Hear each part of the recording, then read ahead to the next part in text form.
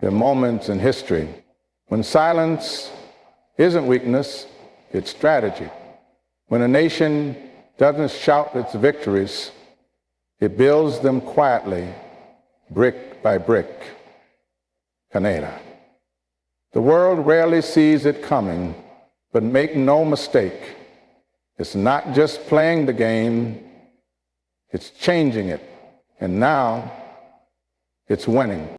In a world often dominated by loud voices, dramatic standoffs, and media spectacles, Canada's approach stands in stark contrast.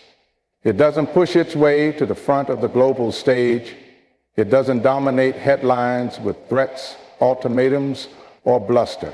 Instead, Canada has mastered the art of quiet diplomacy, an intentional and understated strategy that is slowly, deliberately reshaping global alliances in ways that louder nations often fail to notice until the results are undeniable.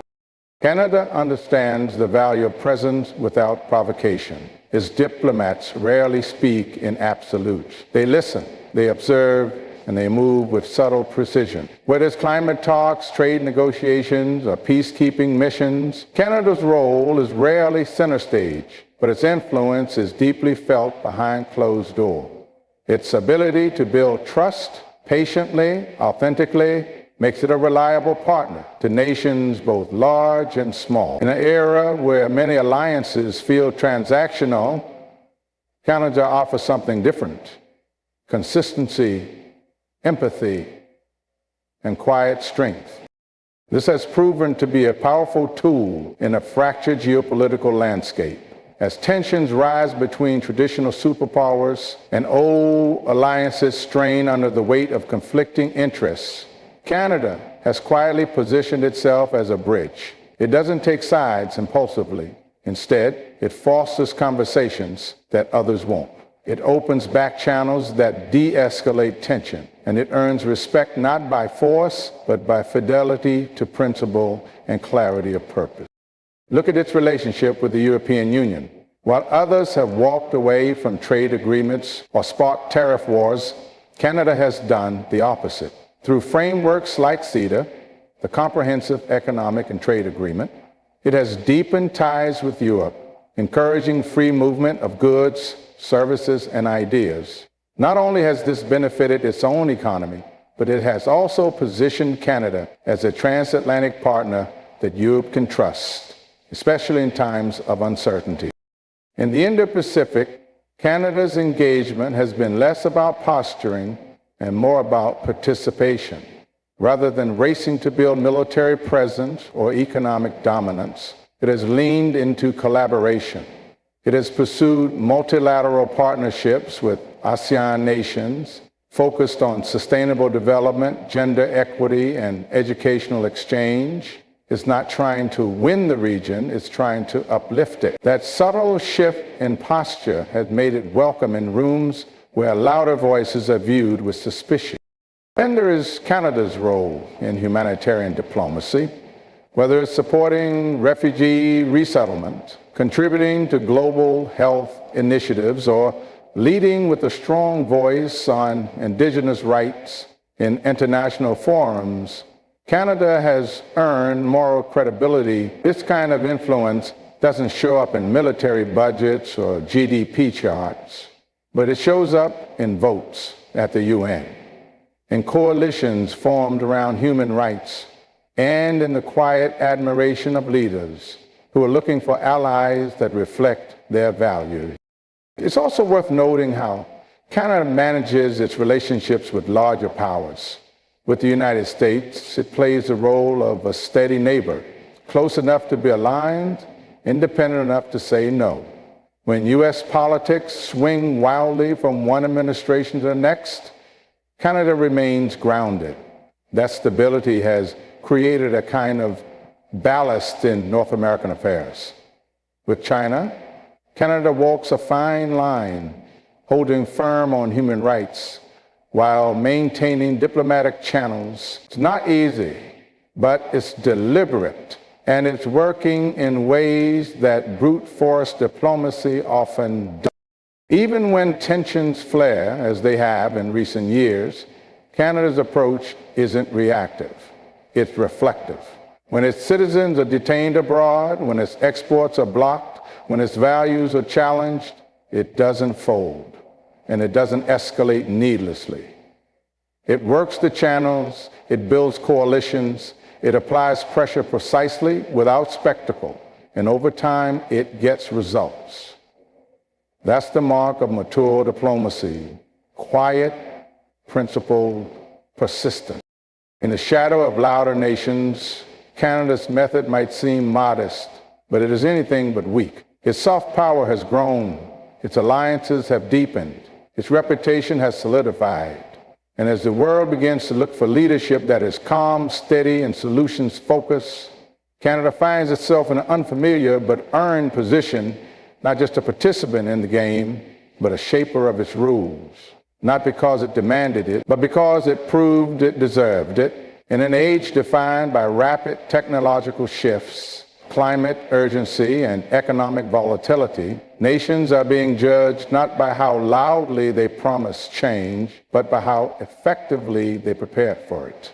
Canada has not only understood this truth, it has acted on it. While others debated short-term fixes and partisan gains, Canada made a conscious decision to invest in long-term resilience. Strategic investments in sustainability and innovation have quietly transformed its economic landscape, and now those choices are beginning to pay dividends.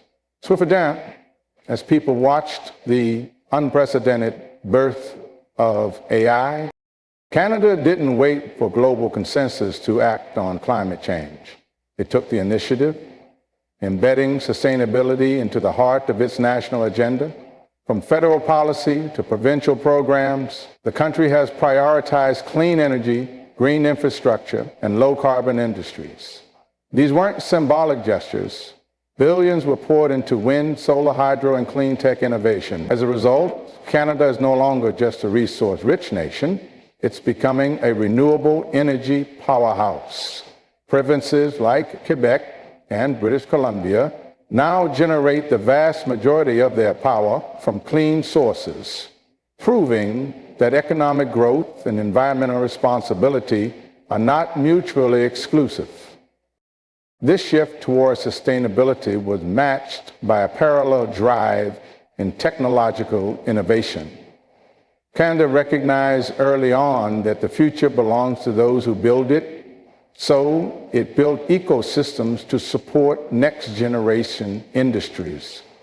Toronto, Montreal, and Vancouver have become global hubs for artificial intelligence, biotech, and quantum computing. Government funding, research grants, and startup-friendly policies laid the foundation, while top universities and immigrant talent filled the pipeline.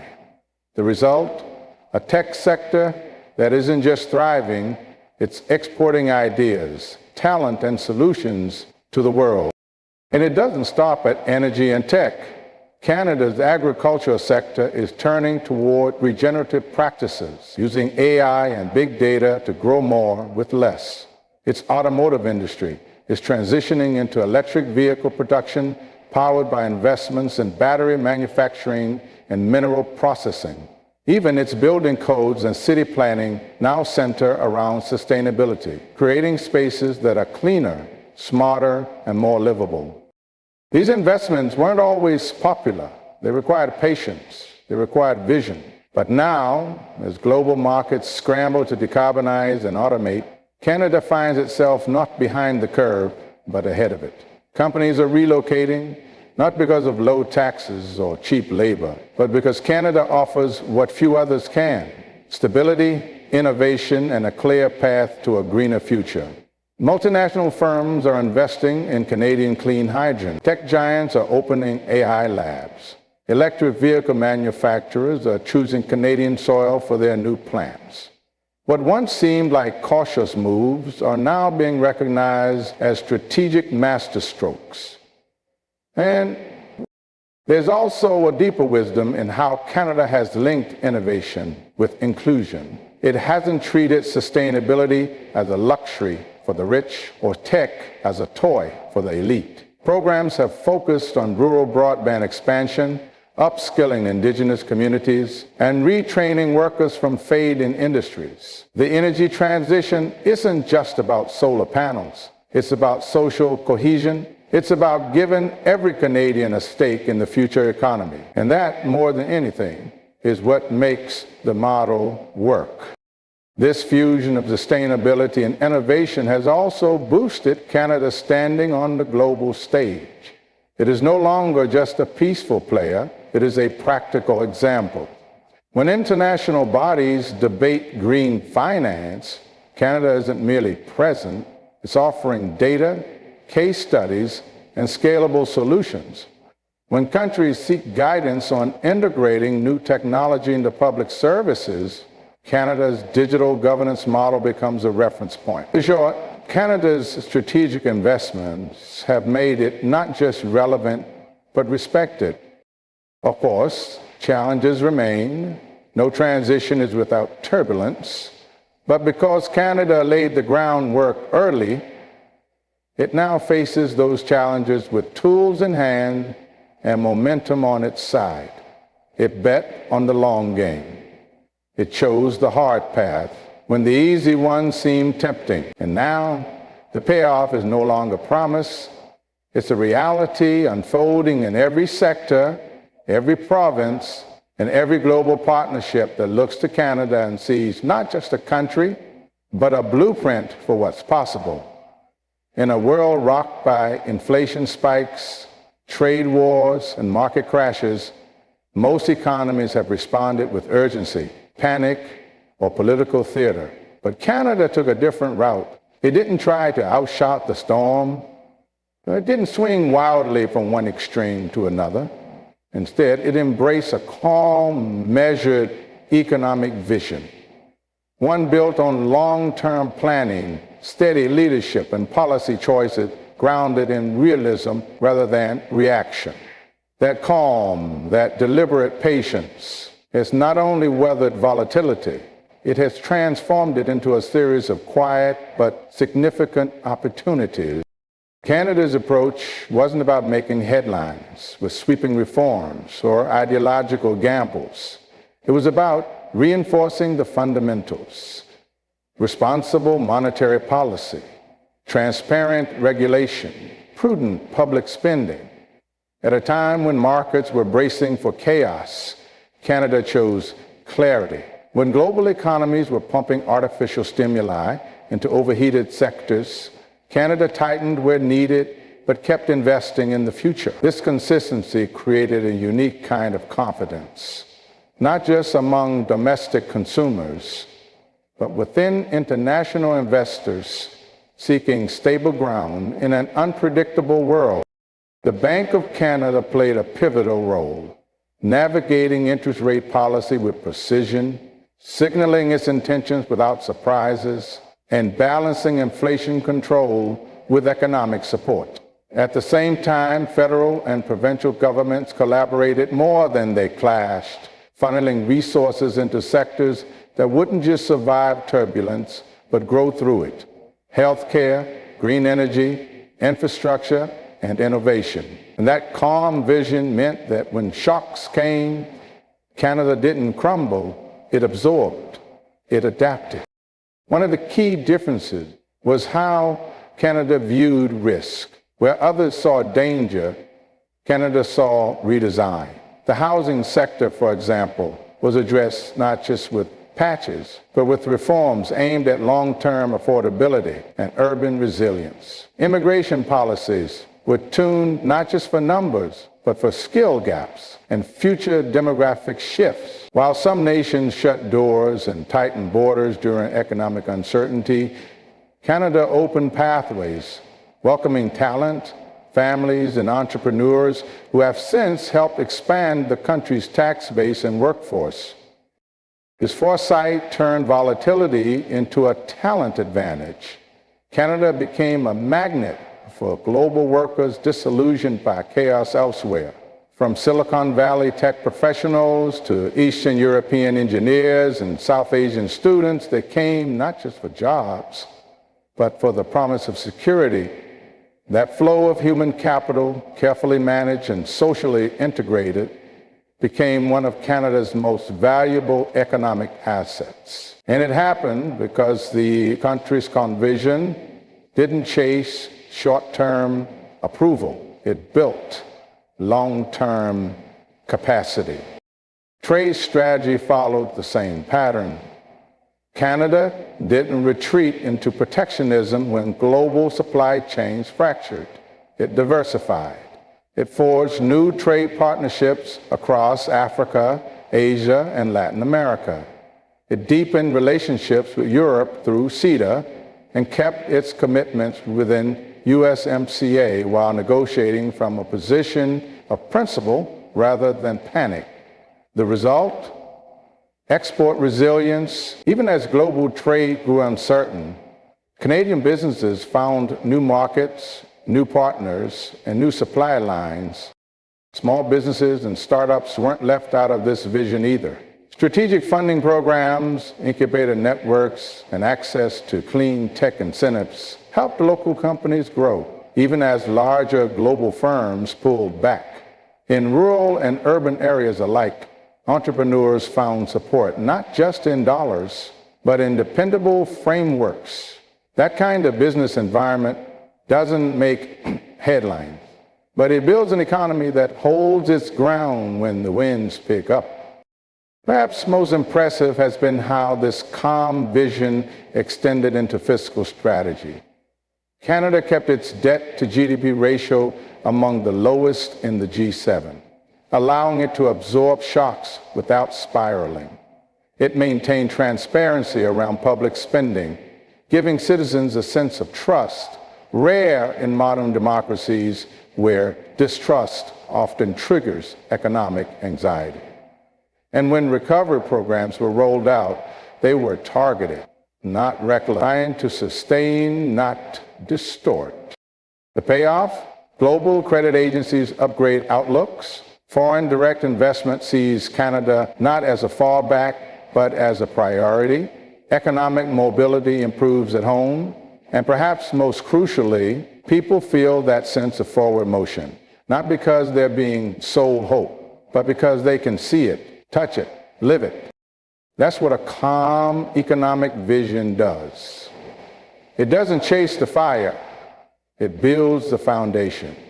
It accepts uncertainty as a given and turns volatility into a map, one that others are now beginning to follow, not by force, not by fear, but by a steady belief that stability itself is a kind of power, a power that when wielded wisely unlocks opportunity hidden inside every crisis. In an era where political theater often overshadows substance and global power is too often equated with noise, disruption, and military posture, Canada is presenting an alternative model, one rooted not in dominance, but in stability.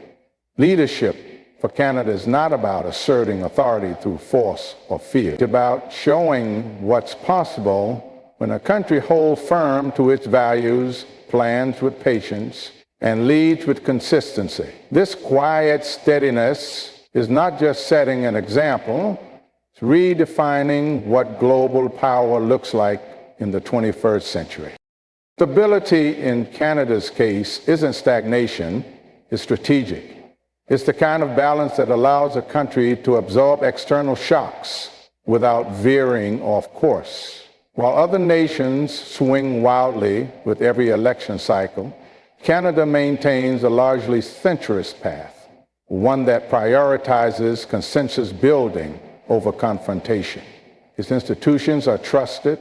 Its civil discourse, though imperfect, is still functional. And its leadership, regardless of party, tends to protect the integrity of systems that so many others are dismantling for short-term gain.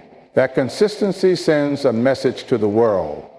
Canada is a safe partner, a reliable negotiator, and a leader that can be counted on, not just in good times, but especially when things fall apart.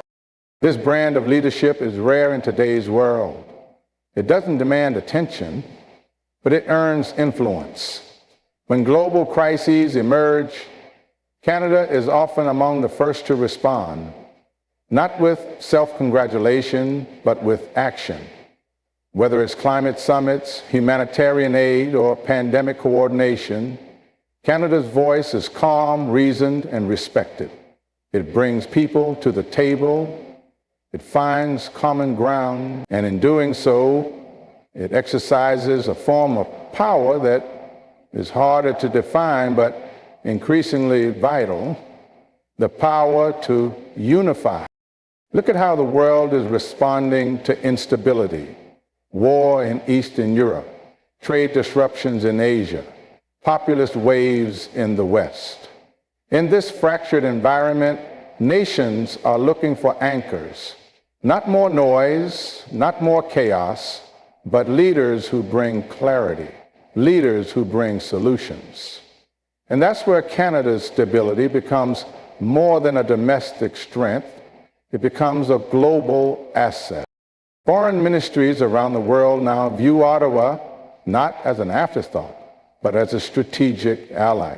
Canada's involvement in NATO is not measured by how loudly it speaks, but by how consistently it delivers. Its peacekeeping missions, its support for multilateral diplomacy, and its investments in global development all reflect a leadership style that values longevity over legacy. It's not trying to win every moment, it's trying to shape the long arc of global progress. At home, this leadership through stability has allowed Canada to implement long-term policy frameworks that endure. National health care is protected, education systems are continually refined, environmental goals aren't scrapped with each new government, they're carried forward, improved, and adapted. The result is a society that, while not immune to division, still operates from a shared sense of direction. And that internal coherence makes it easier for Canada to project confidence and competence abroad. This model has particular appeal to emerging economies and mid-sized powers, many of which are navigating their own democratic challenges and looking for guidance that doesn't come with strings attached. Canada's approach, partnership without pressure, assistance without interference, is deeply appreciated. It's why Canadian diplomats are often trusted mediators, why Canadian institutions are sought for advice, and why Canadian leadership on global issues feels less like imposition and more like invitation. In redefining power, Canada is also redefining influence. It doesn't need to dominate the headline. It influences through policy frameworks, educational